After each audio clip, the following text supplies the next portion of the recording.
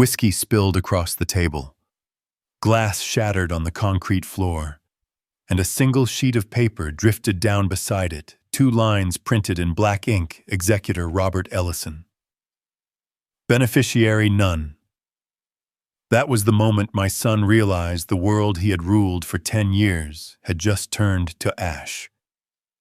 My name is Robert Ellison, 63 years old, former aerospace engineer, widower, resident of Boulder, Colorado. I live in what used to be my garage, now a workshop filled with the smell of paint, glue, and aluminum dust. People around here call it the memory box. I call it the only place left where I can still breathe. I once designed aircraft for the Air Force, then co-founded Ellison Development Group with my wife, Margaret, a real estate company that grew from one blueprint to an empire worth more than $200 million. It was our pride, our legacy, until one wrong signature, hers, brought everything down. I took the blame, walked away, let her and our son keep the company. I thought silence would save her reputation. Instead, that silence erased my name. For 14 years, no one called me Mr. Ellison anymore. I became that old man in the garage, the one who built toy planes while his real world collapsed. A morning in May 2025. The sun had barely touched the Rockies when my phone began to vibrate. Unknown number. But I knew that voice before I even answered, because sometimes coldness travels faster than sound. "Dad," he said. "Mom's gone. You should come for the reading of the will. But don't expect anything." It was Derek, my son. 38 now. CFO of EDG, the company I built, the company he inherited. His tone was flat, deliberate. No sadness, no hesitation, just a verdict being read aloud. Before hanging up, he added, his voice curling into a smile I could almost hear. "If you need gas money, I can send you $15. A silence followed, thick and airless.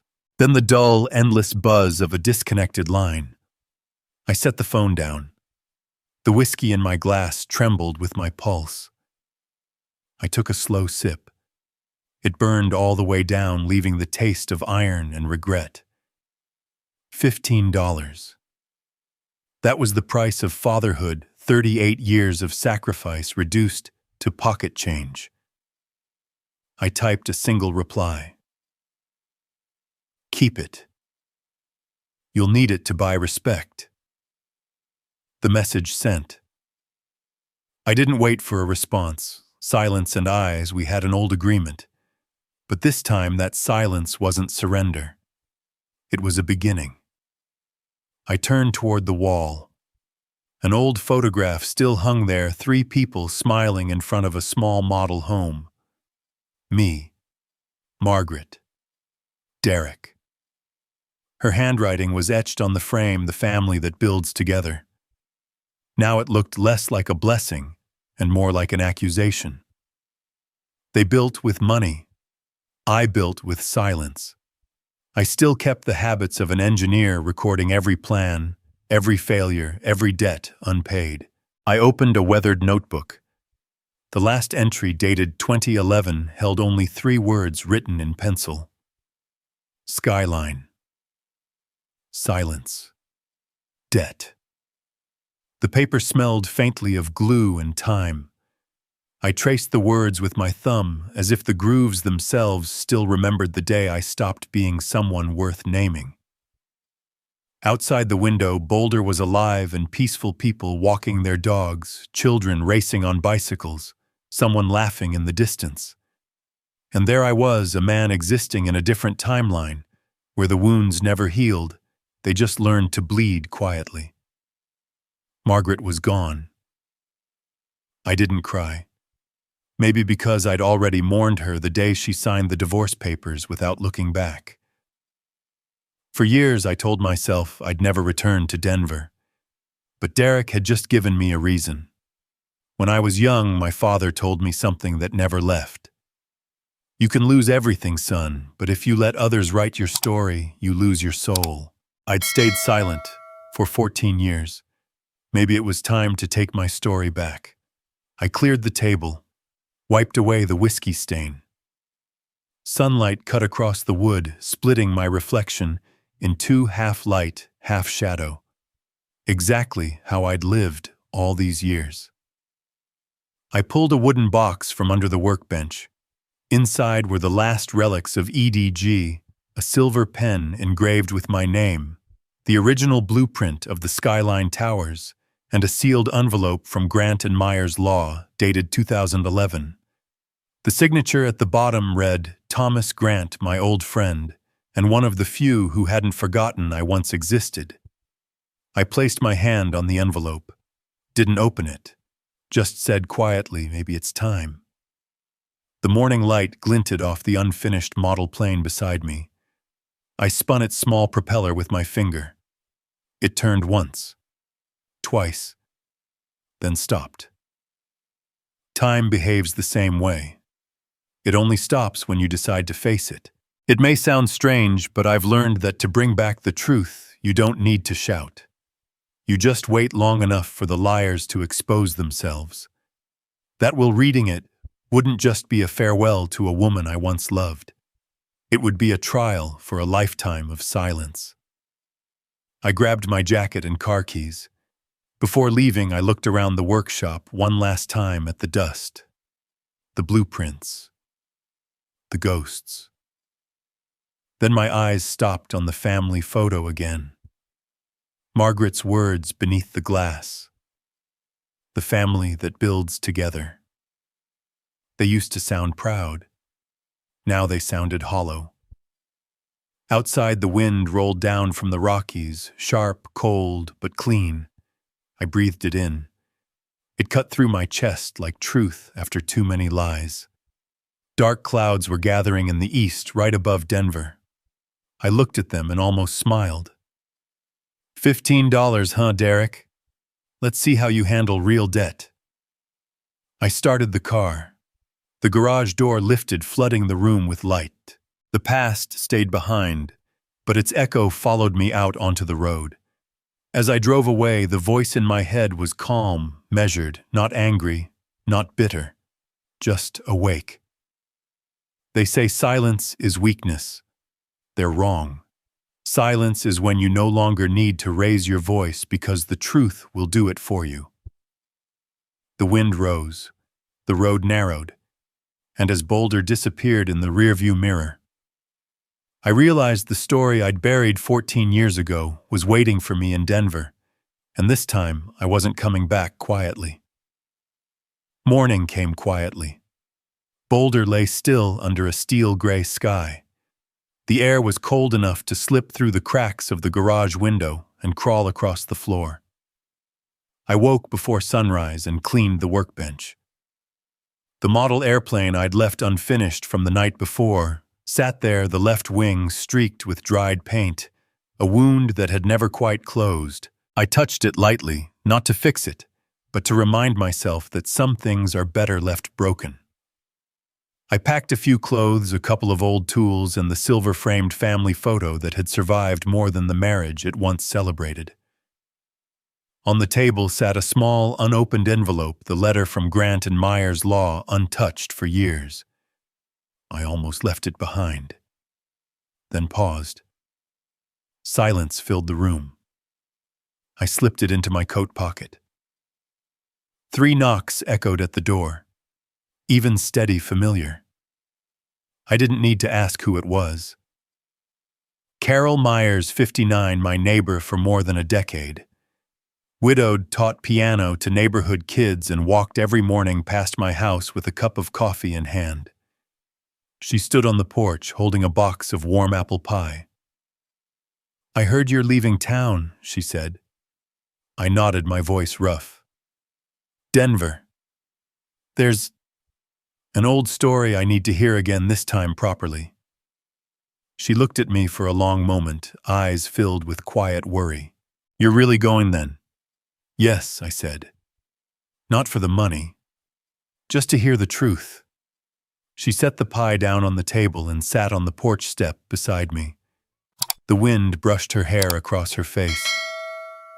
"Denver's a cold place," she said softly, "especially when people start talking about money." I let out a dry laugh. "Colder than here, maybe. In Boulder, people pretend to forget. In Denver, they just pretend to care." She smiled faintly, but it didn't reach her eyes. "If you find yourself too alone out there," she said, "remember not everyone stopped believing in you." I looked across the street where the early sun was spilling down the Rockies, turning the ridges into rivers of gold. "Thank you, Carol," I said quietly. She nodded. "No need to thank me, Robert. Just make sure you come back alive." I didn't promise. I only nodded. By noon, I was standing at the bus terminal.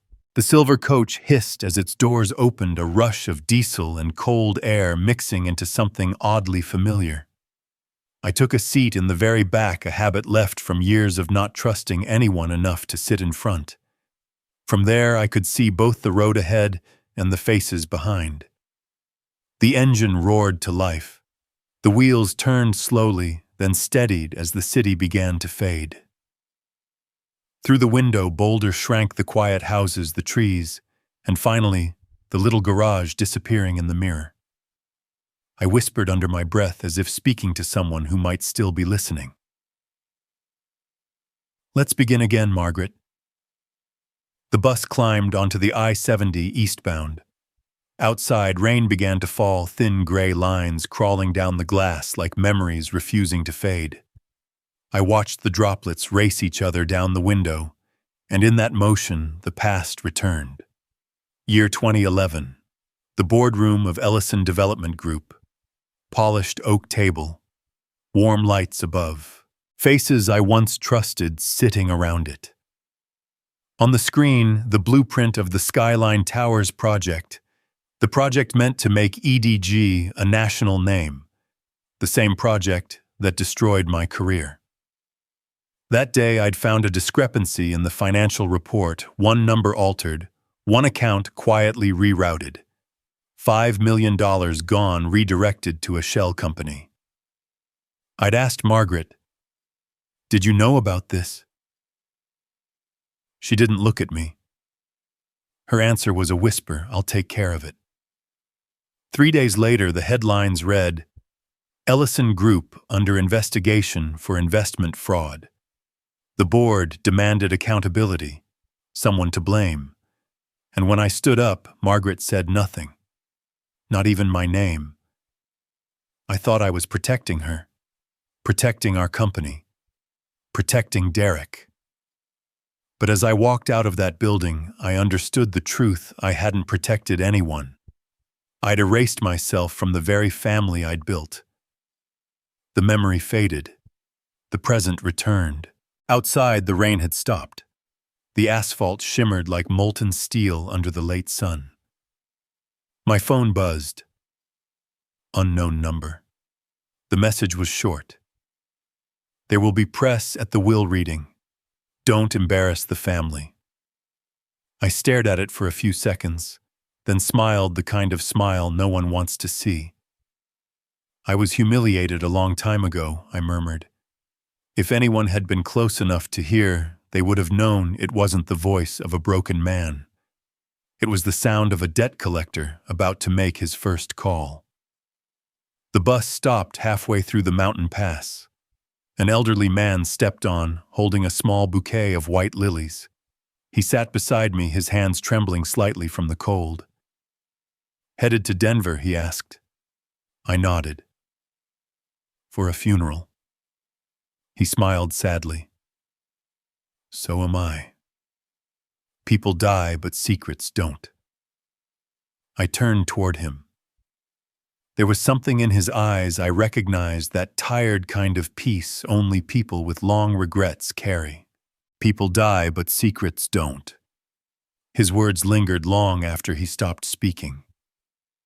The bus climbed higher. Fog swallowed the view. In the glass beside me, I caught my own reflection, older than I remembered, hair more silver than gray. but the fire still there waiting. Fire doesn't always burn. Sometimes it waits for the right wind. I thought of my father's voice echoing from a lifetime ago. You can't teach someone about honor, son. You can only show them how you hold it. And I thought of Derek, the boy who once wanted to be like me, who now spent his life erasing me from every document he could find. When he was little, I told him, building something is easy. Keeping it standing, that's the hard part. He would learn that lesson soon, but not the way I wanted him to. Outside, snow began to fall thin at first, then thicker, soft flakes brushing against the glass, like ghosts of old apologies. The bus moved slower, climbing through the pass. I reached into my coat pocket and pulled out the old envelope. The paper had yellowed, but the handwriting was still the same, Thomas Grant. I opened it for the first time in 14 years. Inside was a single page. His handwriting steady and precise, Robert. If the day ever comes when you need to tell your side of the story, I'll be here. Below it, a phone number. Still the same. I smiled quietly. Maybe destiny is just a meeting that got delayed too long. They say time heals everything. It doesn't. Time just teaches pain how to stay quiet. I leaned back, closed my eyes, and let the rhythm of the engine blend with the sound of the wind. In that moment, I knew this journey wasn't about reclaiming money. It was about proving that truth can't be buried under wealth. Through the fogged window, the camera would see it, the bus winding down the slope, the white of the Rockies turning to silver under a pale sun. Robert Ellison's face reflected in the glass, half light, half shadow. The past never stays buried. It only sleeps, until someone says its name the right way. The engine roared. The mountains faded behind, and the road stretched east toward Denver, toward the truth, toward the reckoning that had been waiting 14 years. Denver, the city of glass, steel, and lies wrapped in suits. I arrived under a heavy gray sky, the kind of morning light that lets people see each other clearly, but never quite truthfully. The Grant and Myers building rose from the center of downtown floor-to-ceiling glass, reflecting the skyline like a mirror that refused to tell the truth. As the revolving doors spun open, the scent of expensive perfume mixed with new paper, the smell of money and guilt trying to hide behind it. I used to belong to this world. Now, I was just a visitor.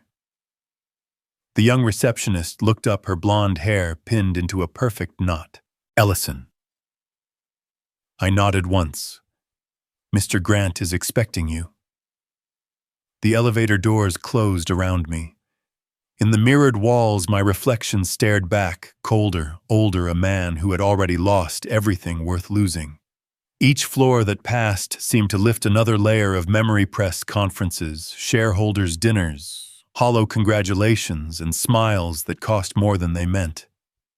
The only thing real had been the crack that never healed, the one between Margaret and me. When the doors opened, Thomas Grant stood waiting, coffee in hand, eyes kind, but tired the way people look when they've seen too many lies and learned to forgive too few. Robert, he said softly. Just my name, but inside it a decade of absence. I nodded. Been a long time. He studied me for a beat, then sighed.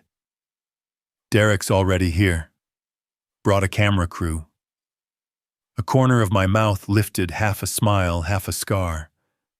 Of course he did. Derek's always loved an audience. The conference room smelled like polished wood and quiet hostility. At the center, a long table gleamed under the white lights, the red seal of the will folder still unbroken. The air itself felt heavy, as if it knew what was coming. At the far end sat Derek Ellison, gray suit, black tie, Rolex flashing when he moved. Beside him was Lena Hart, 32, EDG's communications director. Sharp eyes, practiced smile. On Derek's other side, Evan Brooks, 45, legal advisor, once my right hand, now someone else's shadow. A small camera stood on a tripod, the red light blinking, recording everything, because Derek never did anything without an audience. He looked up, lips curving into that smirk he'd perfected in boardrooms. "Well, look who finally showed up," he said. "Didn't think you'd actually have the nerve to come." I met his gaze, voice steady. "I'm here to listen, not to speak." He turned toward the camera, addressing it like a press conference. "Everyone, this is the man who destroyed Ellison Development Group and nearly sent my mother to prison." His words landed sharp in the quiet room, every syllable measured for the recording. I didn't answer. I didn't have to. Sometimes silence is the only way to let someone hear how loud their lies sound. Thomas set down his coffee, his tone shifting to command. "If everyone's ready," he said, "we'll begin." The camera pivoted slightly toward me, the reflection of its red light flickering in my eyes, cold, flat, unblinking. Thomas's voice filled the room. "This is the last will and testament of Margaret Ellison, executed April 4th, 2024, Aspen, Colorado." Each word echoed off the walls like the tick of a clock counting down. The light above the table was harsh, too whitewashing color from everything, making the room feel less like an office and more like a morgue. Derek leaned back, whispering just loud enough for everyone to hear. "Here comes the good part." Thomas continued reading. "I, Margaret Ellison, being of sound mind and legal capacity, hereby bequeath all my property, including my shares of Ellison Development Group, all real estate holdings and trust accounts, to my son Derek Ellison." The words dropped like stones in water. For a second, no one breathed. Then the sound of camera shutters filled the air. A photographer in the corner, invited obviously by Derek himself. Derek smiled wide, his teeth glinting in the artificial light. "That," he said, "is justice." The words came out soft, but they cut through the room like a blade. Lena reached over, touched his shoulder. Evan chuckled nervously, eyes darting between us, the laugh of a man who didn't know which side would burn first. I didn't move, didn't blink. My hands rested flat on the table, steady as stone. In front of me, the document lay open. The ink still dark, the name Derek Ellison written in Margaret's sharp handwriting. I'd know that script anywhere. Margaret always wrote like she was fighting against time. Thomas hesitated, looking up from the page. His eyes found mine. A silent message, "Wait. It's not over." But Derek didn't notice. He was too busy basking in his own victory, turning again toward the camera. "This proves," he said, "that my mother trusted me. Not the man who abandoned her 14 years ago." I stayed silent. But in my head, my own voice answered, calm, cold. "You're wrong, Derek. Your mother never trusted anyone, not even herself." Thomas folded the page and placed it carefully on the table. "That concludes the first section," he said. "But there's also an attached addendum which we'll review once I verify the signatures and witnesses." Derek stretched, arrogance dripping from every gesture. "Let me guess," he said. "Some charity clauses."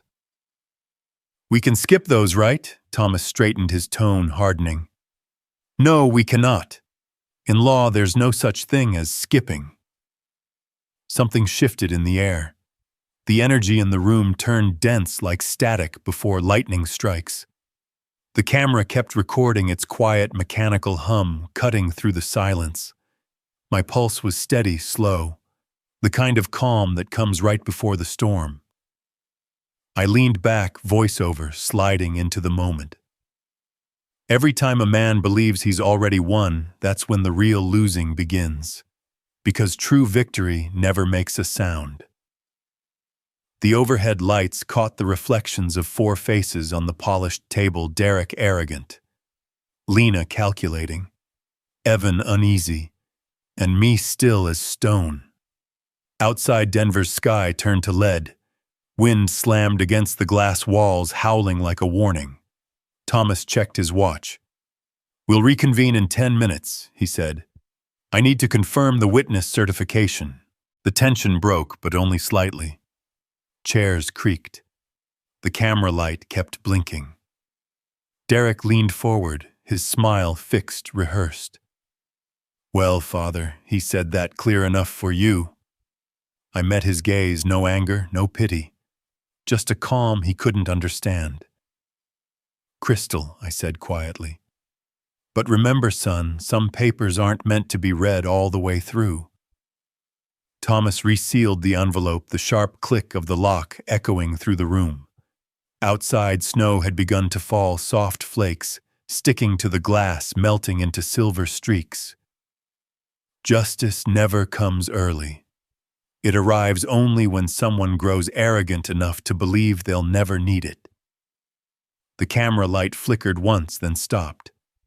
The sound faded under the hum of the city, and for the first time that day, I felt the storm begin to turn. They say when people think the play is over, that's when Act 2 begins. And inside that room, every breath suddenly became expensive. Thomas Grant sat down again, removed his glasses, and wiped them slowly with a white handkerchief, a gesture of a man who's watched too many collapses and still manages to look calm while doing it. He opened the second folder, his voice steady and low like the tap of a judge's gavel. "The next section," he said, "lists the individuals to whom Margaret Ellison left small personal gifts." The room went dead silent. The camera light stayed red, its reflection slicing thin lines of light across every face at the table. Thomas began to read. "Helen Parker, housekeeper of the Ellison family, $50,000. A soft gasp came from the corner. Derek turned toward Lena with a crooked smile. "Well, that's fair. The maid earns more from my mother's will than most of my senior managers make in a year." Thomas didn't reply. He simply turned the page. "Jimmy Rhodes, personal driver, $25,000. I remembered Jimmy, a small man with a crooked back who drove Derek to school every morning. Once he'd told me I drive because I'm not smart enough to be an engineer, but smart enough to know who's sitting behind me. At the time, I'd laughed. Now it felt prophetic." Thomas continued. "Scholarship fund for women in engineering, $100,000. Still, no one moved. The only sound in the room was the quiet scratch of a fountain pen and the tick of the wall clock, the heartbeat of a room pretending to stay calm. Then Thomas's tone shifted, a faint gravity tightening around each word. "Evan Brooks, legal advisor of Ellison Development Group." Evan straightened in his chair, adjusted his tie, and smiled. "Is to receive $5,000 and a note to relearn professional ethics." Laughter broke out, short, sharp, cold. Then it stopped, because I wasn't laughing. No one looked at Evan. His face had gone pale, the fake smile frozen in place.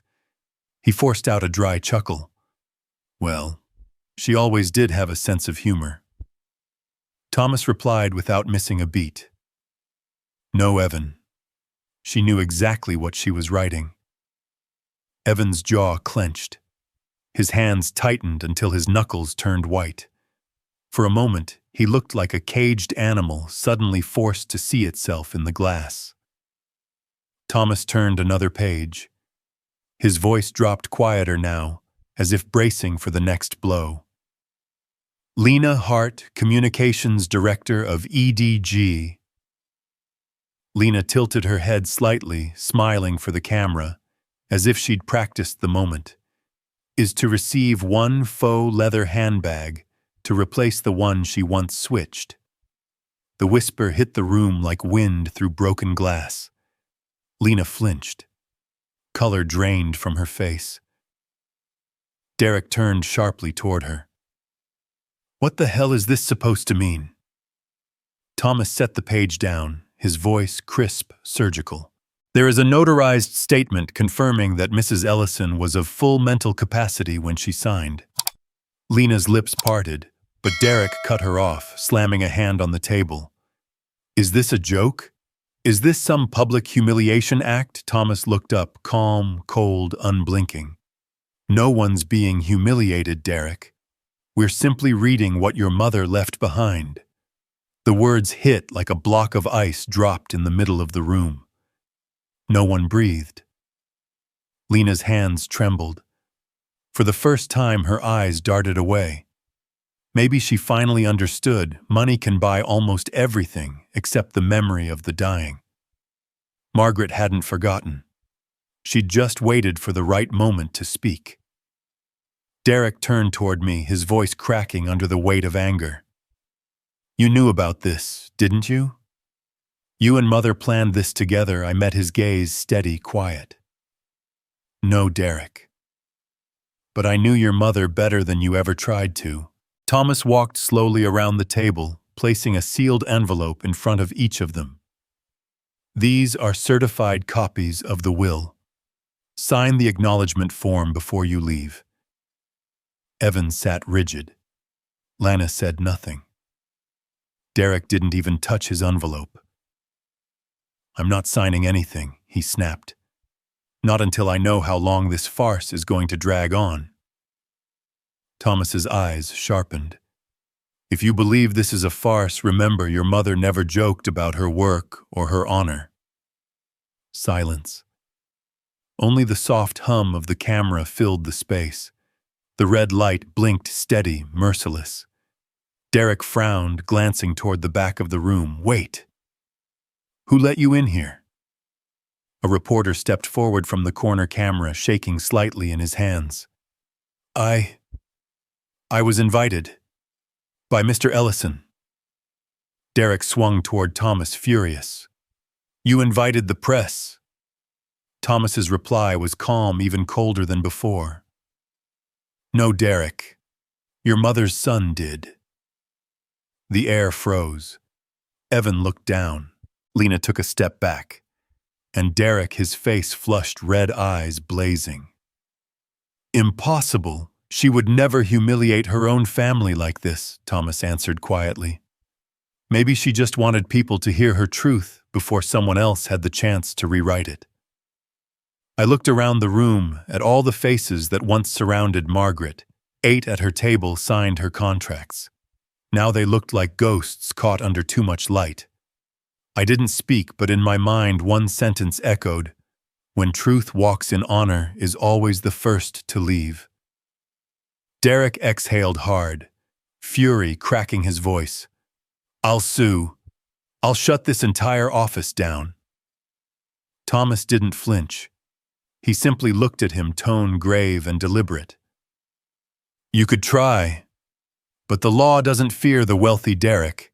It fears the ignorant, those who can't tell when they're wrong. The camera's red light blinked once more. Outside, the wind pressed against the glass, and for a moment, the room no longer felt like an office. It felt like a battlefield, no blood, no smoke, just paper signatures, and one man patient enough to let the truth arrive on its own time. Some rooms don't need blood to become battlefields. Just a single document, a single signature, and someone patient enough to wait for the truth. Outside, Denver glowed under thin rain, the city lights bleeding across the glass, beautiful, cold, and no longer trustworthy. Every room has that one moment, the one where no one dares to breathe. For this room, that moment arrived when Thomas Grant opened the final envelope. He rose from his chair, broke the red seal, and spoke in that slow, measured tone of his, the kind you hear right before a verdict. The next section, he said, addresses the principal heir. Derek leaned back, arms crossed, wearing that confident half-smile, the kind of grin men wear when they don't realize they're sitting on a landmine. The camera's red light stayed on, reflecting off his polished skin, his cold eyes gleaming with ambition like cut metal. Thomas glanced at me just for a second. but it was enough. "Be ready," his eyes said. I nodded. Then silence.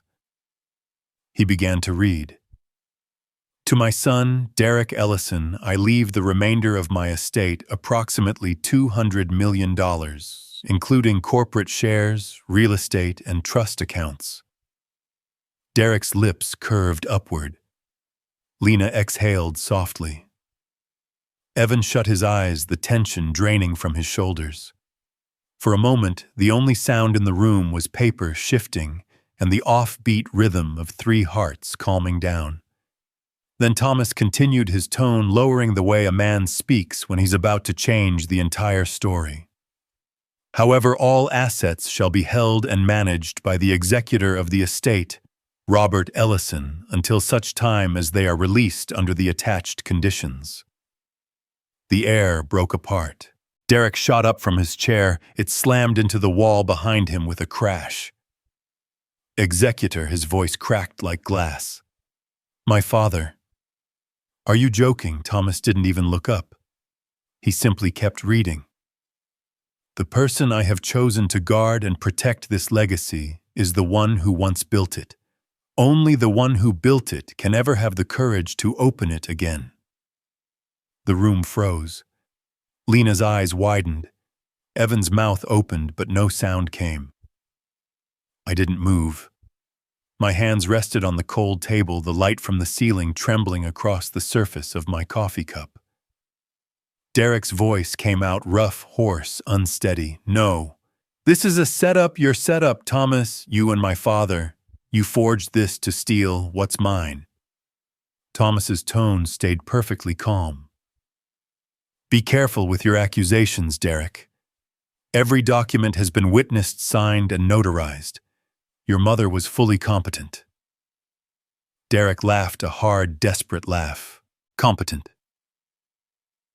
"She was in a hospital bed for 2 months.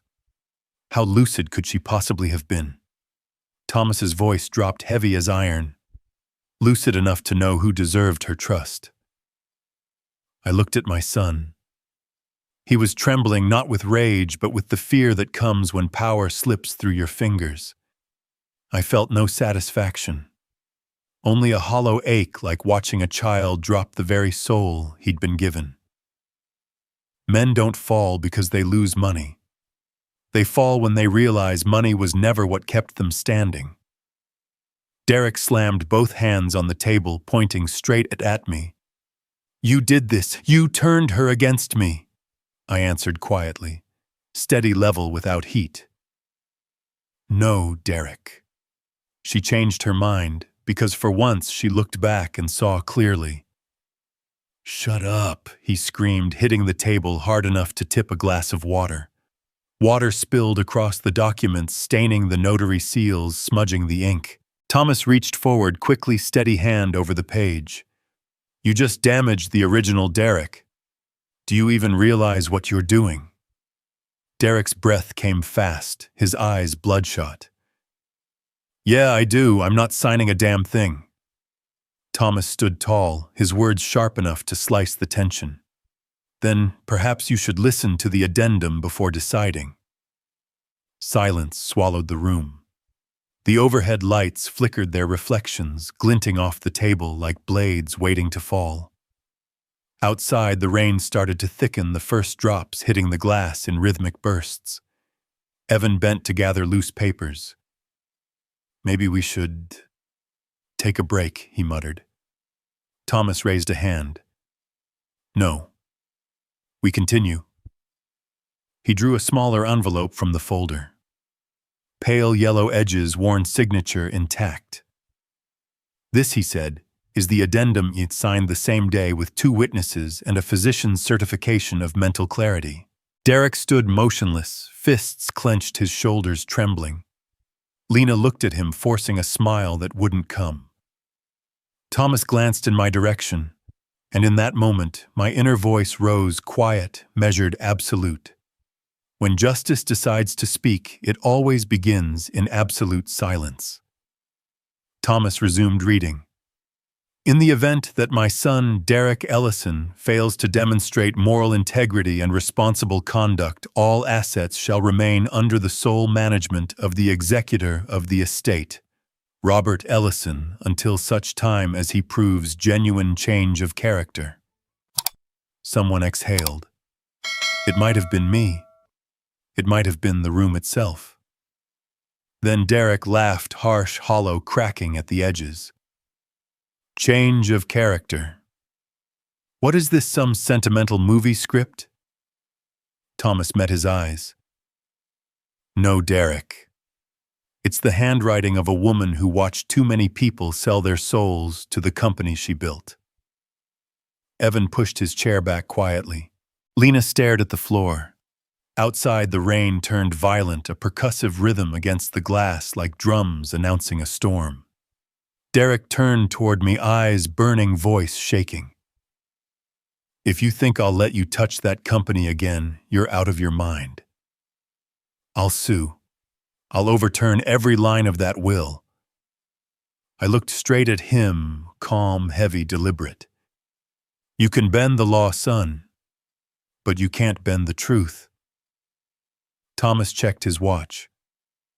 We'll take a 10-minute recess before proceeding to the final section. But Derek didn't sit.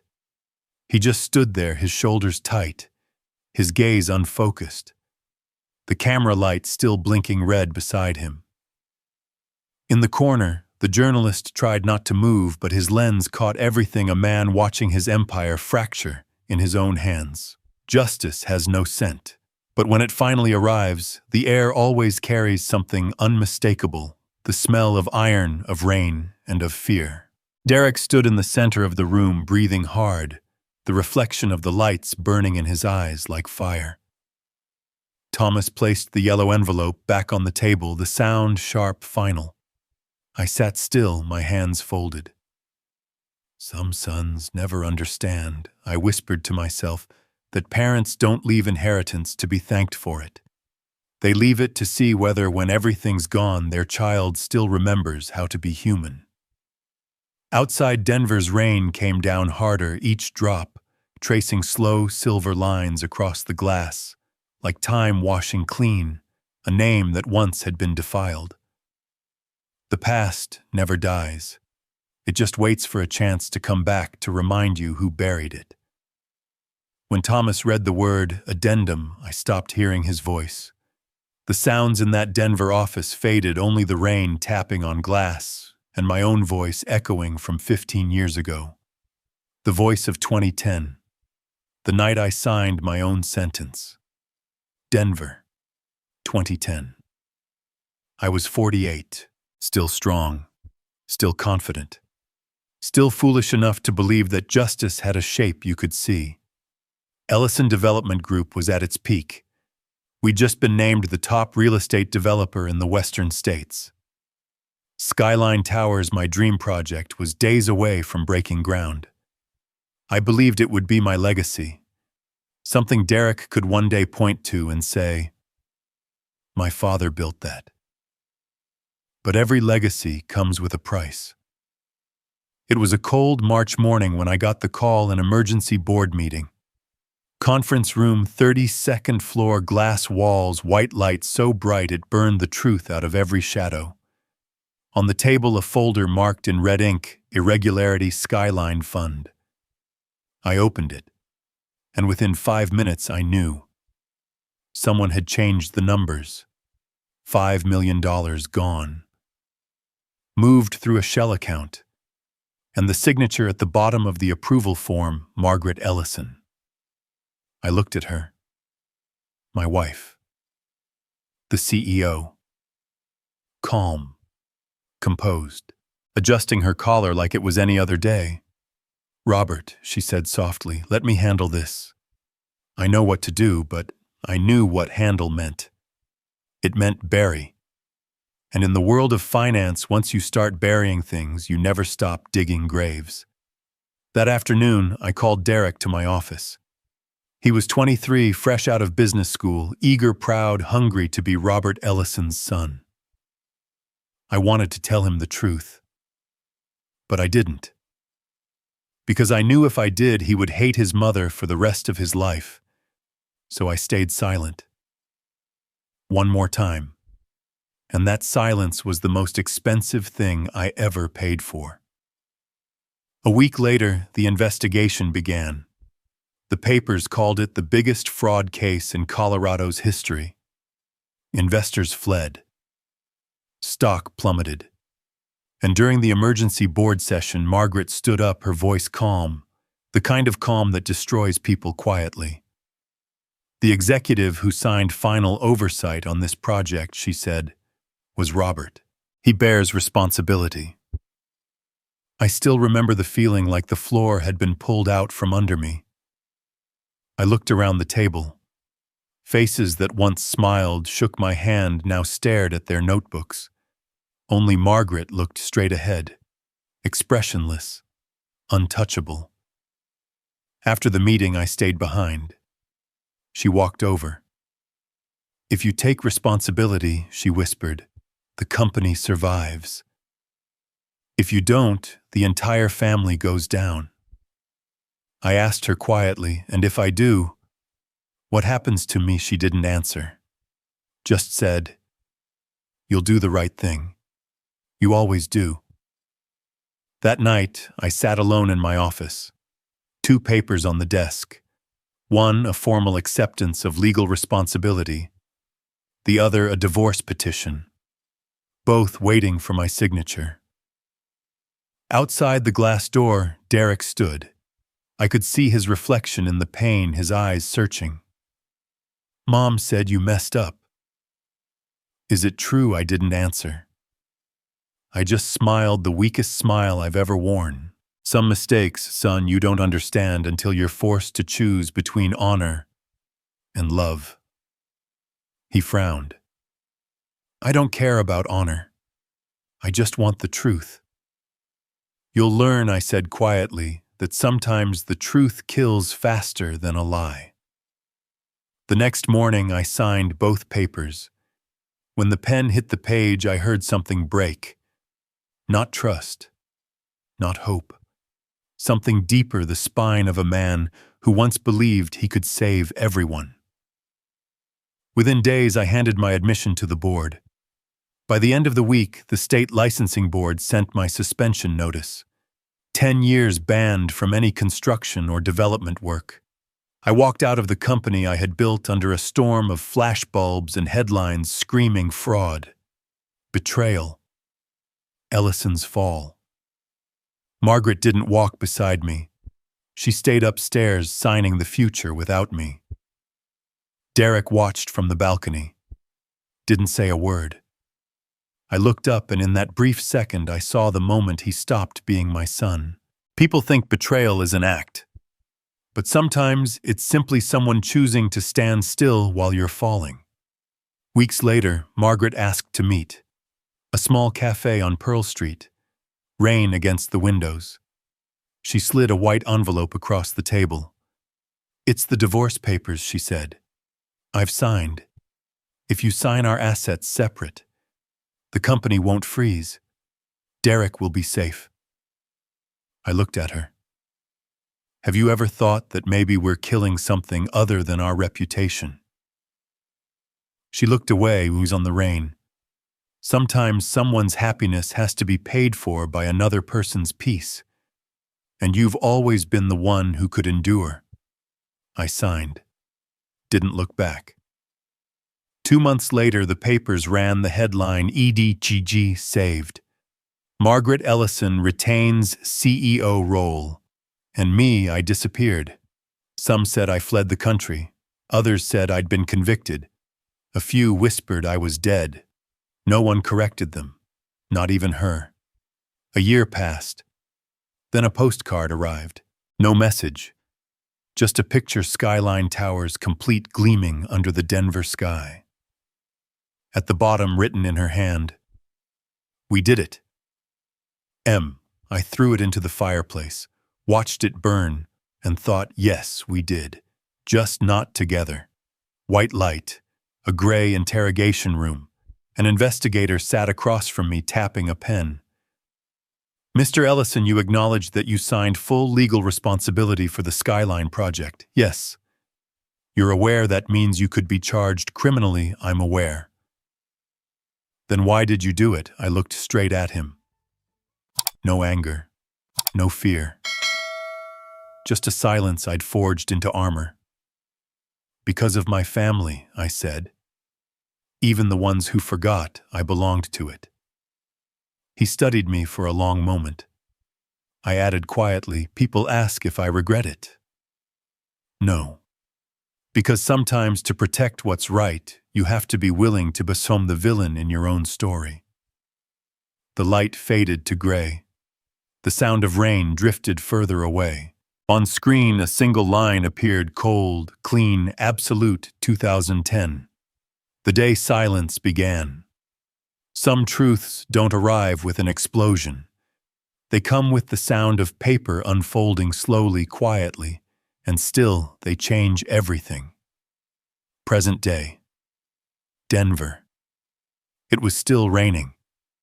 The air inside the Grant and Myers conference room was so heavy you could hear every breath. White light spilled through the glass walls, blurred by rain streaks running down from the outside.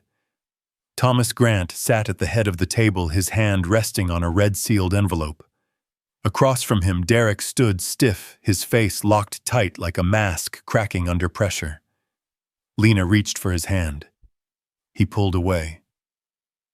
I looked at that envelope, and something inside me twisted the memory of another one 14 years ago. Back then, I was the one signing my own guilt.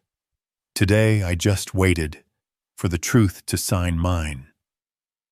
Thomas broke the seal. His voice was calm, steady, deliberate, the kind of voice used to read verdicts, not words. Addendum to the last will and testament of Margaret Ellison, signed April 8th, 2024, in Aspen, Colorado. 2 witnesses, Karen Holt, private nurse, and Michael Reed, state notary. A physician's certification confirms full mental and legal competence. Each word dropped like a stone into cold water, sending ripples slow and quiet across the room. Derek folded his arms, pretending calm, but his eyes betrayed him. Thomas placed a small silver USB drive on the table. Mrs. Ellison requested this video be played simultaneously with the reading of the addendum. Evan stepped forward, inserted it into the monitor. The lights dimmed. Static. Then her voice. Margaret Ellison. Not the CEO, not the Iron Woman who commanded headlines. Just a woman. Sitting in a warm wooden room in aspen sunlight cutting through the blinds, silver hair catching the light. An oxygen tank sat beside her. A thin tube ran along her cheek. Her voice trembled, but her words were clear. Derek, if you're hearing this, it means I'm gone. There's something I never had the courage to say in front of your father. You've been living in a lie. The room froze. Even the rain seemed to stop. In 2010, it wasn't your father who betrayed me. He signed every paper to take the blame to keep me out of prison. I let him carry that guilt. I rebuilt this empire on his silence. And for years, I raised you to believe the opposite. I was wrong. Her voice cracked. Then she lifted her eyes directly into the camera. They shimmered with tears, but not shame. Only the kind of truth that comes too late. If I've learned anything after a lifetime of power, it's that no authority on earth can buy forgiveness. All I can do now is give everything back to the one man who never asked for it. Derek stood frozen. Evan looked down. Lena's chair creaked as she backed away, trembling. Thomas said nothing. No one did. The only sound was their breath, the kind that comes when people realize the story they've lived in is about to collapse. Margaret looked down at the document before her. Sunlight brushed her face, soft, human, unguarded. I, Margaret Ellison, hereby transfer all property shares and trust accounts owned under my name to Robert Ellison, executor of the estate, and to my son Derek Ellison, $15, the same gift he once offered his father. 1 second. 2. Then silence so deep it swallowed the rain. The camera caught every reaction. Derek's face drained of color, then flushed red, then pale again. His hands clenched so hard, blood beaded at his knuckles. Lena whispered, "This can't be real." Thomas's tone didn't waver. "Every file has been authenticated by the state registry with live witnesses and original seals. If anyone wishes to verify, the originals are here." Derek looked from Thomas to me, eyes wide, desperate, searching for something to hold on to. But I didn't move, didn't speak, didn't offer my hand. I only looked at him. Not with anger, not pity, just the truth cold and solid as steel. They say truth is light, but they forget to cast light something must burn. Thomas closed the folder, his voice slow, deliberate. "That concludes the addendum. It was signed before 2 witnesses and fully recorded." No one moved. Lena withdrew her hand from Derek's. Evan avoided my eyes. Derek's voice rasped raw and hollow. She was coerced. Someone made her do this. She would never, never choose you. "You destroyed this family," Thomas answered quietly, his tone cold, surgical. "No one forces the dying to speak. You just don't believe her because you never listened." "Shut up!" Derek roared. "All of you, this is staged."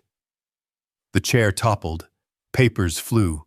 A glass shattered, water spilling across the floor, dark like blood under the lights. The camera kept rolling.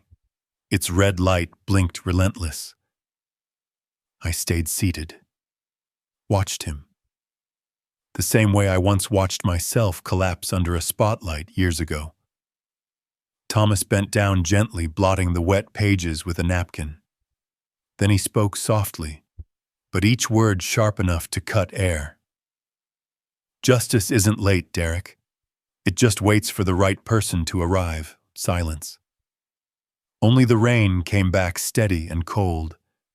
Derek sank into his chair, hands trembling, eyes empty. No one offered comfort. There was none left to give. On the screen, Margaret's image froze, her eyes open, lips quivering slightly, and the sunlight behind her made her look almost as if she were smiling. Derek bowed his head, face buried in his hands. Thomas removed the USB from the port. The soft click echoed like a closing door. I sat still. Light glinted off the table in front of me, cold, unmoving. Justice doesn't arrive with shouting. It comes with paper unfolding, and the eyes of the one who finally dares to look at the truth. Outside, the glass wall caught the faint reflection of words in the corner of the screen. Aspen, April 8th, 2024. The day the silence ended. There are moments when silence is the loudest explosion of all. In that room, after the screen went dark, I realized everything that had been built on money, pride, and lies had just collapsed in a single breath. The frozen image of Margaret's face still glowed faintly on the monitor, that half smile lingering as if she were still watching all of us, watching him. No one moved. The rain outside tapped lightly but endlessly, like it was counting down the seconds of a life that had just ended and another about to begin. Evan stood first. No words. He gathered the papers into his briefcase with pale, shaking hands. As he passed Derek, he muttered under his breath quietly enough for the camera to still catch it. "Should have quit earlier." The door closed softly behind him, but the sound of the hinge, it was like a gunshot. Lena remained seated, her back rigid, her fingers gripping the edge of the table. She looked at Derek for a long time, eyes cold, not angry, just empty. The kind of look people give when belief finally turns into disgust. "You're on your own," she said quietly. 3 words sharp as a knife sliding through pride. She stood, grabbed her bag, and walked out. Her heels echoed through the hallway, steady, precise, then silence. The door slammed shut, and silence returned, complete, suffocating. Only 3 of us remained, Thomas, Derek, and me. The smell of cold coffee, wet paper, and iron carried through the air, the smell of endings. Derek turned to me, voice hoarse. "You think you've won, don't you?" He leaned forward, hands on the table, eyes bloodshot. "You took advantage of my mother when she was dying. You manipulated her, stole the company back. You're the lowest kind of man I've ever known." I didn't answer right away. I looked at him, not the man in front of me, but the boy I once taught to weld, who once asked me at 12 years old, "Dad, why do people call steel the metal with a soul?" And I'd said, "Because steel only becomes strong after it's been burned past its limit." I exhaled. "You just proved you still don't understand the answer." Derek slammed his palm on the table. "Always the same. Always acting like you're above everyone else." He snatched the envelope off the table and threw it to the floor. Papers scattered, white sheets swirling in the air, like a blizzard of broken pride. "I'll sue. My mother was sick. This was coercion." Thomas hadn't moved the entire time.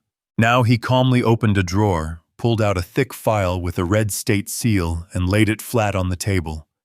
His tone was steady, cold, and deliberate. "Medical records of Margaret Ellison, signed by Dr. Susan Blake, Aspen Memorial Hospital. Diagnosis: full mental capacity and sound judgment at the time of signing the will." He flipped to the final page, slid it across to Derek. "And here, the no contest clause. If you contest the will, you forfeit your inheritance, all $15 of it." The room went still. Even the rain outside seemed to pause. Derek just stood there, eyes wide, mouth trembling, as if the air itself had been stolen from him. Then he laughed. It came out broken, jagged, half laughter, half collapse. $15. After everything I did for her, for this company. "I'm worth $15, Thomas replied softly. "No, Derek. You're worth more. But she only paid you what was left after subtracting greed." Derek shouted, voice cracking. "Don't you lecture me!"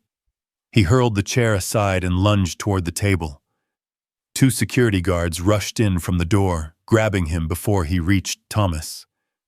The floor echoed with scuffling shoes, ragged breathing, the chaos of pride dying in real time. A journalist still filming from the corner raised his camera again. The red light blinked on. The lens caught everything: Derek Ellison, heir to $200 million, screaming and struggling between 2 guards. Thomas stood carefully collecting the papers scattered across the floor. He straightened them, his tone flat but final. "Mrs. Ellison told me if her son ever attacked anyone during this reading, to keep it as final proof that Robert had been telling the truth." Derek froze. Breathing stopped mid-chest. And in his eyes I saw it, the dimming of a man's soul when he realizes he has nothing left to hold on to. People can hide their sins behind words, but not their soul when the truth finally shines on it. The guards let go. Derek sank into his chair, head in his hands, eyes hollow. Lena, Evan, his mother, all gone. Only the rain remained steady, cold, washing something unseen away. Thomas closed the folder, aligning every page neatly. "The session is concluded," he said. "Per the will, the assets will transfer to the executor within 30 days. He looked at me, a mix of relief and sorrow in his eyes. Margaret chose well. I shook my head slightly. No. She just chose the one who still knew how to forgive. I stood, put on my coat, buttoned it slowly. Every motion deliberate. Derek lifted his head, voice cracking into a growl. You haven't won. I'll get it all back. I swear I will. I stopped at the door, didn't turn around. You can't reclaim what was never yours to begin with.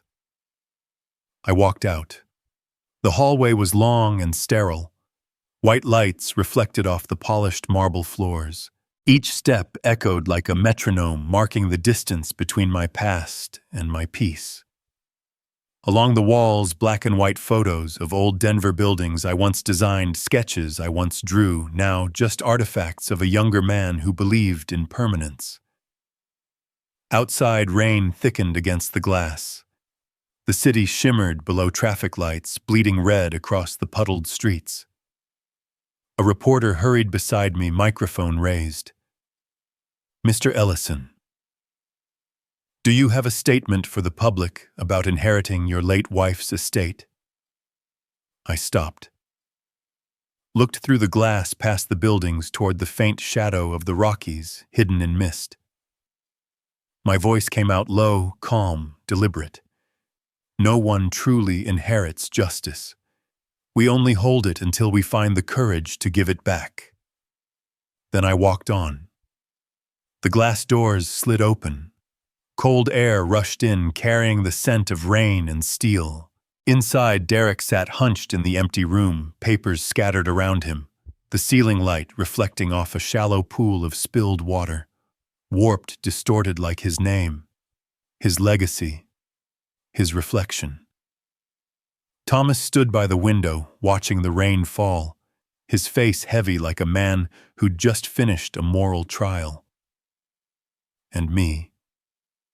I walked out into the storm, my silhouette dissolving into the rain, the red-sealed envelope still in my hand. Justice doesn't come in sunlight. It comes in rain when no one's trying to wash their hands anymore. They say justice always arrives on time. I don't believe that. Justice is usually late, but when it comes, everything left standing bows its head. The next morning, Denver was gray and damp, the sky heavy as cooling steel. I brewed coffee and sat in my garage watching an old television flicker in the corner. Every channel carried the same headline, a story no one could look away from. On screen, a banner scrolled across the bottom. Ex-husband inherits $200 after wife's confession. Beneath it, a still frame of me leaving the Grant and Myers building, soaked in rain, silent eyes down. The anchor's voice filled the room. After nearly 15 years, branded a traitor engineer, Robert Ellison, 63, has been confirmed as the legal heir to the late CEO, Margaret Ellison's entire estate, valued at approximately $200 million. The newscaster paused, a practiced silence before the next blow. Sources confirm that on the same day the will was read, federal authorities executed an arrest warrant for Evan Brooks, former legal counsel of EDG, on charges of investment fraud and falsifying Skyline project records from 2010. I watched as the footage rolled. Evan handcuffed, head bowed. No arrogance left. Just a man soaked by rain and ruin walking out of the same doors he once guarded. Justice isn't late because it gets lost. It's late because it chooses to walk past the ones who ran too fast. Then came Thomas Grant appearing live in a morning interview. Behind him, shelves of law books and soft amber light. His tone was calm, deliberate, the kind of voice that carried both grief and relief. Before her death, he said Margaret Ellison submitted complete documentation of the Skyline Towers case to federal investigators. She knew the truth couldn't stay buried forever. She didn't just leave behind wealth. She left behind justice. The reporter leaned forward. Do you believe Robert Ellison will forgive them all? Thomas looked down at his teacup, then answered quietly. Forgiveness isn't forgetting. It's simply how a person chooses not to die with their hatred. I turned off the TV, sat still. The rain tapped softly on the metal roof of the garage. Above me, the model airplanes I'd built hung motionless, their small wooden wings swaying slightly like memories that no longer wanted to fly. I thought of Margaret's voice in that video I built my empire on his silence, a sentence that sounded like both confession and epitaph. I once thought I'd lost everything, but now that justice had come, I felt empty. Because justice, like winter, doesn't arrive to comfort. It arrives to cleanse. Around noon, Thomas showed up. No cameras, no suits. Just him holding a thick envelope. On the front, in faded handwriting, for Robert. Personal. He didn't speak right away. We sat side by side on the old wooden bench surrounded by dust, paint, and memory. He glanced around the cluttered space. "You kept all this, I need it," I said, "to remember who I was before the noise." He nodded slowly. Margaret used to say the same thing, only she remembered through numbers. I smiled faintly, opened the envelope. No money, no legal papers, just a small brass key. Heavy, cold, etched with a single word, legacy. The metal's chill ran through my palm. "What is this?" I asked. Thomas looked at me, voice low. "She left it with a letter to me. Said that if justice ever came back to you, I should give you this." He paused, then added softly, she said, "If Robert ever receives this key, it means I trust he won't use truth for revenge, but for closure." I didn't speak, didn't move. The key caught the afternoon light, the word legacy glinting, as if forged from everything we'd lost. Thomas rose to leave. He gave a small nod, the kind men share when words would only cheapen the moment. And then I was alone again, surrounded by the relics of a life rebuilt from ashes, old blueprints, wooden frames, and a family photo I hadn't looked at in years. People mistake victory for absolution. I didn't win anything. I just lived long enough to see if justice remembered the way home. I set the key down on the workbench. Sunlight streamed through the window, catching on the brass letters. Outside, I heard the neighbor's TV. FBI confirms that Evan Brooks confessed to falsifying the 2010 Skyline financial records under pressure from senior leadership. No evidence implicates Robert Ellison. One sentence. 15 years of waiting. One line and the weight of an entire life lifted. Then my phone buzzed. Private number. I hesitated. Picked it up. At first silence, then breathing. Uneven. Familiar. A young man's voice trembling. "Dad, it's me." I didn't answer. I didn't need to. "Derek." His voice cracked through static and regret.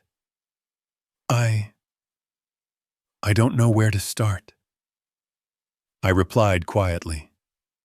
"Then don't start. Just know where to stop." He said nothing for a long time. Then the line cut, silence. The screen went dark. I sat there alone again.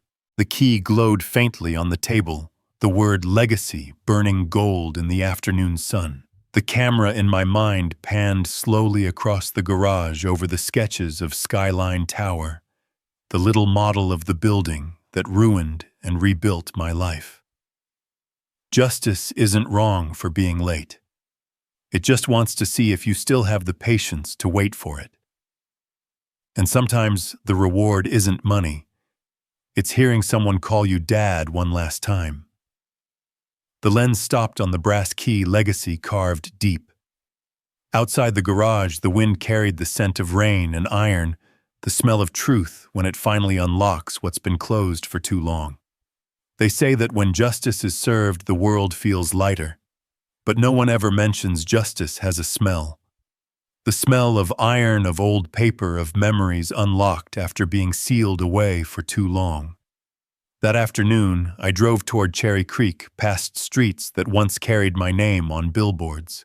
The traffic lights blinked red against the rain-damp asphalt, reflected in puddles like blood diluted with time. The city looked the same, but I wasn't the same man who once built it.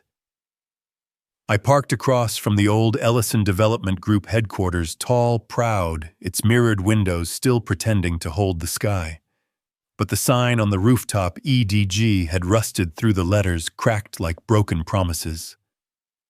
14 years had passed since I last stepped through those doors.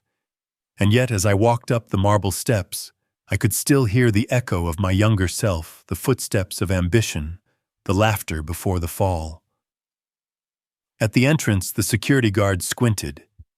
He was older now, gray hair, trembling hands, the kind of man time had taught to keep quiet. "Mr. Ellison," he said softly. "Been a long time." I nodded. "It has. I'm just here to pick up something I left behind." He didn't ask what. He simply smiled, that sad, knowing smile of someone who's seen men return only when there's nothing left to lose. 17th floor. The elevator doors opened with a hiss. The scent hit me immediately, polished oak and cold steel. The perfume of wealth of boardrooms where people shake hands while sharpening knives behind their backs. The room looked untouched. The glass wall still offered a panoramic view of Denver, the city Margaret and I once promised to conquer. Her desk was immaculate, not a speck of dust, not a paper out of place. It was eerie, like she had just stepped out for a meeting and might walk back in at any moment. But she wouldn't. On the far wall hung that old framed painting of downtown Denver, a gift I'd once given her after our first successful project. She called it the dream of the Ellisons. I ran my hand along the edge of the frame. It felt loose. When I pulled slightly, the frame shifted, revealing a thin strip of metal behind it. Hidden. Waiting. A wall safe, its paint chipped, its brass handle worn smooth by time. No keypad, no code, just a keyhole shaped for something ancient. I reached into my pocket, pulled out the small brass key Thomas had given me, the one engraved with a single word. Legacy. The metal caught a fragment of afternoon sun, casting a faint golden glow across the wall. For a long moment I simply stood there, my hand on the key, my breath steady. Then I turned it. Click. A sound so small, and yet inside my chest it felt like thunder. The safe door swung open slowly, hinges whispering like an old confession finally spoken aloud. Inside were 3 things. Only 3. A silver USB drive, scratched but intact. A leather folder tied with faded string, and a cream-colored envelope handwritten Robert. Nothing else. No gold. No cash. No contracts. Just the weight of the truth. I sat down at her desk, the same one where she had once sat across from me, eyes bright with dreams and ruthlessness in equal measure. I opened the envelope carefully, afraid the paper might crumble if handled too roughly. The ink was fading, but her handwriting, tilted, elegant, still carried that unshakable confidence. Her voice came alive inside my head, fragile but unmistakably hers. "Robert, if you're reading this, it means I'm gone. Maybe you don't need to hear an apology anymore, but I still need to say it. You carried my guilt. You let the world crucify your name so that I could rebuild mine. I built my empire on your silence, and I lived inside the shadow of that silence ever since. I know I don't deserve forgiveness, but if there's another life after this, I hope I'll find the courage to rebuild, not from your silence, but beside it." Her voice cracked. then the kind of tremor that comes when a person finally stops pretending.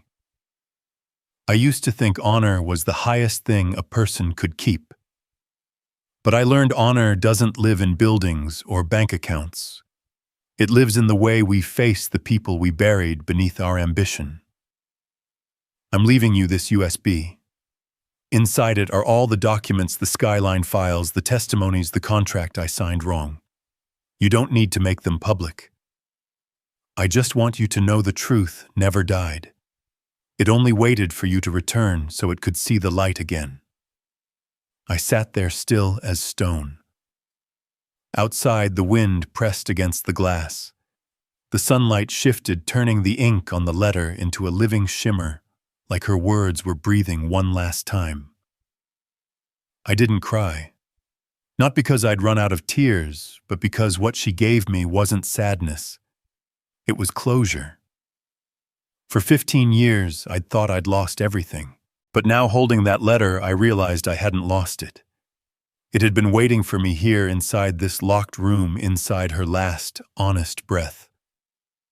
Beneath my letter lay another envelope. Derek.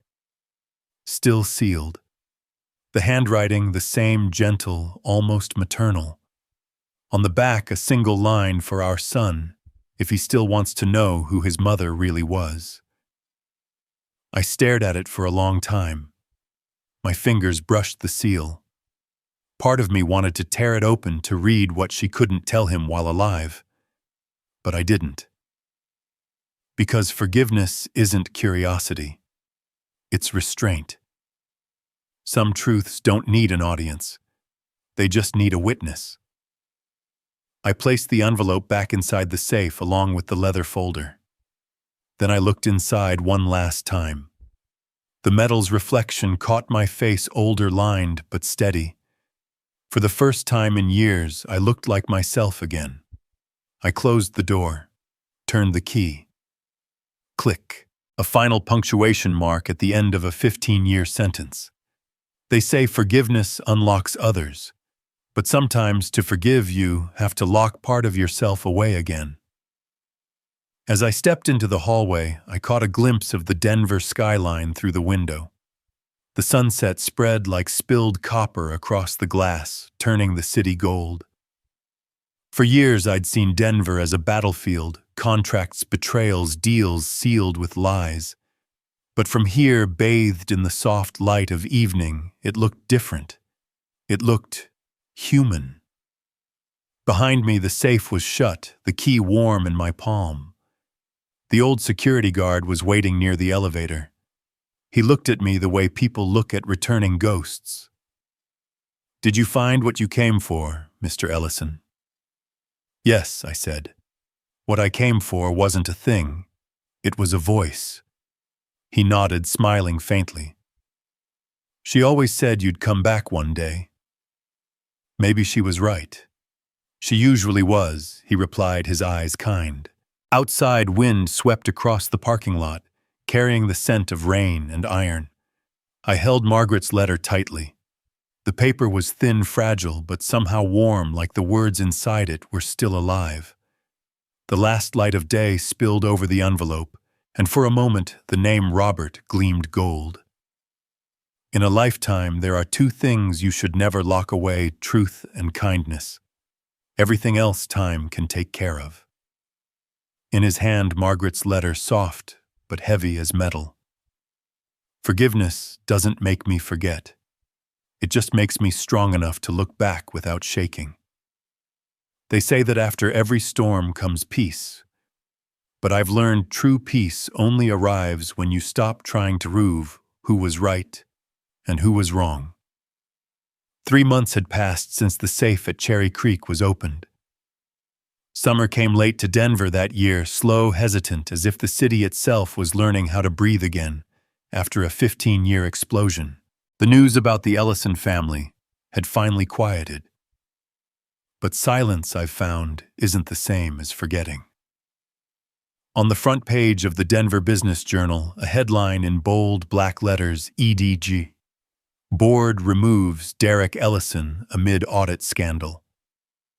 Below it, a photograph. Derek leaving the company building, his suit-wrinkled tie, undone eyes, lowered expression, blank.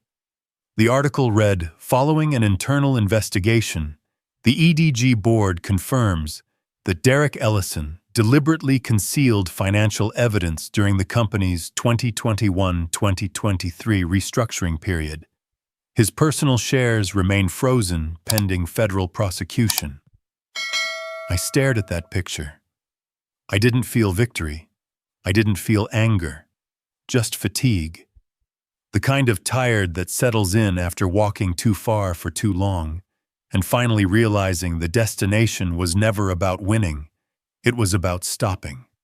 Evan Brooks was sentenced to 5 years in prison for investment fraud. During his hearing, he stood pale and hollow, eyes downcast, and said quietly, "If I'd told the truth from the start, maybe fewer people would have had to carry someone else's sins." And Lena Hart vanished from the public eye. No interviews, no social media, no sightings. Only a rumor she'd left Denver, moved to Portland, and opened a small cafe with no sign, no website, no name. Perhaps silence was her own punishment.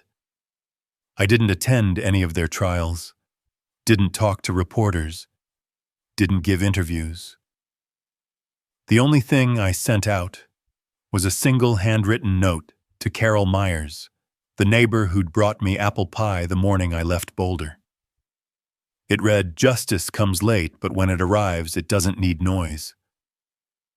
3 days later, a reply came in a small white envelope.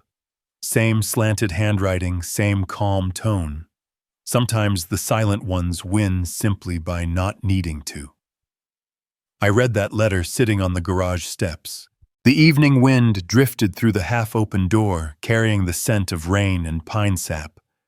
Above me, the model airplanes swayed gently from the rafters, their tiny shadows sliding across the ceiling, like memories refusing to land.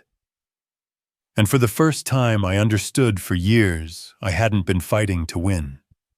I'd been fighting to hear my own voice again, the one buried beneath contracts and silence and misunderstood love. One morning in late August, I drove west up into the mountains, to the place Margaret had chosen as her final resting site. Beside it lay Silverleaf Lake, clear enough to mirror the sky, until you couldn't tell where clouds ended and the world began. I brought with me the silver USB, the one she'd left behind in the safe. Inside it, every testimony, every signature, every mistake. Evidence strong enough to destroy the rest of the people who'd helped her hide the truth. But I hadn't come here for revenge. The air grew thin as the road climbed. Pine trees lined both sides, their scent sharp as memory. The lake appeared like a sheet of glass, still cold, infinite. I parked by the shore. The air was crisp, a mix of dried pine needles and damp iron from last night's rain. I opened my old laptop, plugged in the USB. The screen flickered once, then came to life. A video began to play automatically. Her face appeared. Margaret. Not the CEO, not the woman who had stood above headlines and empires, but the woman I once knew, hair gray and loose eyes, fragile yet clear. Behind her, a window opened onto a mountain view, the same one now standing in front of me.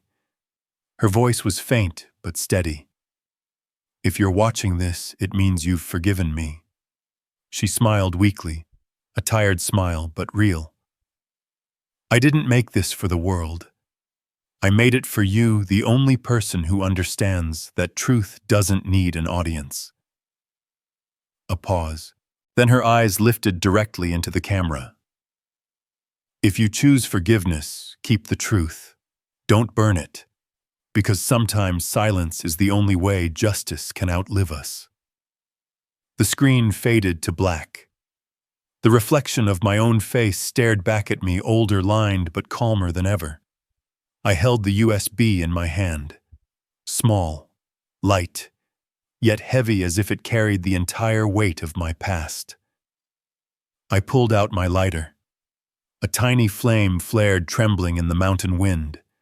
For a moment I wanted to drop the USB into the fire, watch it melt, watch it vanish, watch everything end.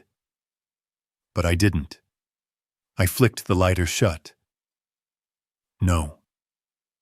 Justice doesn't need to burn to prove it's real. It only needs to rest. I walked to the water's edge. The surface was perfectly still, like glass holding its breath. The mountains stood behind me, silent witnesses. I looked down into the reflection of the sky, the clouds, and my own face. And somewhere faintly I could almost see hers, not as she was, but as she might be now, weightless, at peace. I opened my hand. The USB slipped from my fingers, cutting a clean arc through the air. It hit the water with a soft plop, then sank slowly, silver fading into blue. Down there, somewhere beneath the surface, the truth finally found a quiet place to rest. People think forgiveness means letting go. But forgiveness is the most courageous act of all, because it asks you to keep living even when your heart still bleeds. I sat there for a long while. The sun broke through the clouds, thin rays spilling across the lake, turning the surface into liquid glass. Dragonflies hovered their wings, catching the light, like flickers of memory refusing to fade. I could hear the low hum of the wind through the pines. It sounded almost like breathing. I whispered, barely audible, "I forgive you. Not because you deserve it, but because I need the quiet." The lake still as a mirror reflecting the pure, endless sky. The silver USB sinking slowly, a faint glint disappearing beneath ripples. I sit on the shore, hands resting on my knees, eyes closed, the sunlight painting my shoulders gold. The Rockies stand in silence, vast and eternal guardians of a man who finally learned to let go. Forgiveness doesn't erase the past. It simply quiets the present long enough for you to hear yourself again. The light dimmed gradually, turning gold into dusk. The sky deepened to the color of memory, and as the wind moved over the lake, soft and rhythmic, it sounded almost like peace itself, whispering through the world, saying, "Rest." Autumn came early that year. Boulder was wrapped in gold, like a warm blanket pulled over the city after a long, uneasy sleep. The air smelled of pine and dry soil, that mountain scent you can almost taste, the smell of beginnings disguised as endings. I moved back into my old garage, the one that used to be a workshop for building model airplanes. It looked different now. No more stains on the walls, no sharp tang of metal. Just the hum of small engines, the laughter of neighborhood kids learning how to sand wings, glue joints, and balance a propeller on a string. I stood by the workbench, watching them, their small, serious faces bent over tiny wooden parts. It felt like watching a younger version of myself learning how to believe again. One boy looked up and asked Mr. Ellison, "Why do planes fly?" I smiled. "Because they learn how to stay balanced between the wind and gravity," I said. "Just like people, you can only fly if you know how to let go just enough to be lifted." They didn't really understand. But they laughed, and somehow that was enough. For the first time in years, my heart felt light like a balsa wing in the afternoon sun. Later that day, Carol Myers came by. Same wool coat, same basket of apple pie. She placed it on the table and said softly, "This time I didn't bake for a man who lost. I baked for one who finally knew when to stop." I chuckled. "You still have a way of saying things that keep people thinking for days." "That's how I know you're still alive," she replied. We sat on the porch outside the garage, watching the pale blue sky and a single airplane cutting across it, leaving a white trail behind, like a line drawn across time. Neither of us said a word. We just watched until it vanished behind the ridge. Honor doesn't need paperwork. It just needs someone left who still believes it's worth keeping. Back inside the unfinished model of Skyline Tower sat on the workbench a miniature of the project that had once destroyed my life. This time there were no investors, no board, no deadlines. Just wood glue and a few small hands learning how to build something stronger than money. The smell of sawdust and apple pie filled the room. For once, it didn't smell like loss. Then the phone rang. "Thomas Grant," I answered. His voice, always steady, sounded softer than usual. "Robert, I just received confirmation from the probate court. The Ellison and Legacy Foundation has been approved." I said nothing, just listened. All of it, the $200 million, has been transferred to the foundation. It will fund scholarships for engineering students who can't afford their education. The first award is already named, just like you asked, the Skyline Award. I leaned back in my chair, looking toward the window, where afternoon light spilled through. Dust motes floated in the air, like fragments of old dreams finally at rest. My voice was low but calm. Maybe silence, after all, can make its own kind of sound. Thomas chuckled quietly. "Not everyone will understand that, Robert." "They don't have to," I said. "It's enough that it stays long enough for someone else to hear it someday." After the call, I stayed in the workshop. The kids had gone home. Only the wind slipped through the half-open door. On the table, the Skyline model stood half-finished, its glue not yet dry. I picked up a pencil and wrote on the wooden base, "Legacy isn't what you leave behind. It's what stays true when everything else fades." I pinned the note to the wall above the model. For the first time in years, I smiled, not out of pride but peace. Justice comes slow. Forgiveness comes later. But honor, when guarded by silence, always arrives right on time. Evening settled over Boulder. Carol came back carrying 2 mugs of tea. "You know," she said, "you remind me of the kites I used to fly with my husband when we were young. They'd soar so high, but they always knew when to come back down." I smiled. "Maybe that's because I've fallen enough times to know that flying too long is just another way of falling." She laughed softly. The sound blended with the wind and the scent of baked apples and pine. That smell, the smell of being alive. The sun dipped behind the Rockies. Boulder glowed with the last light of day, soft gold fading to amber. I stepped out onto the porch. Above me, another airplane crossed the sky, slow, deliberate, its contrail curving like a question mark against the darkening blue. I whispered more to myself than to anyone else, maybe everything we lose is just finding its way back in a different form. Legacy isn't in wealth or in names. It's in how you choose to end the story quietly, but without regret.